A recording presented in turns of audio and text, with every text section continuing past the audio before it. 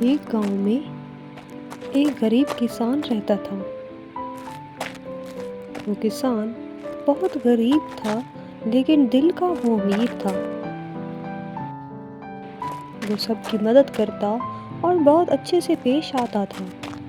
اسی گاؤں میں ایک امیر آدمی بھی رہتا تھا۔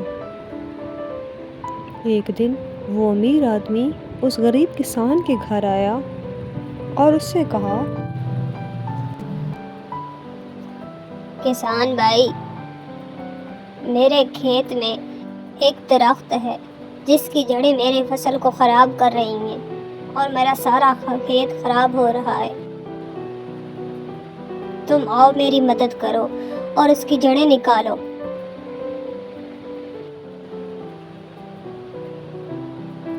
وہ کسان اس امیر آدمی کے ساتھ چلا گیا اور اس کی مدد کی۔ اسی طرح دن گزرتے گئے۔ کچھ دنوں بعد گاؤں میں قحط پڑ گیا۔ لوگ بھوک سے مرنے لگے۔ جب اس غریب کسان کو پتہ چلا تو اس نے اپنی فصل سے، اپنے باغ سے جو کچھ بھی کھانے کا تھا اس نے ان گاؤں والوں میں بانٹ دیا۔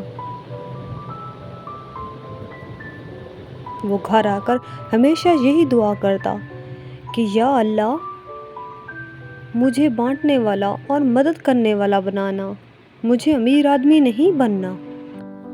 وہ ہمیشہ یہی دعا کرتا۔ ادھر امیر آدمی بھی بہت اچھا تھا۔ وہ بھی اللہ سے یہی دعا کرتا کہ مجھے اور امیر نہیں بننا، مجھے مدد کرنے والا بنا دے۔ جب غریب کسان دوسروں کی مدد کر رہا تھا تو امیر نے اس کو دیکھا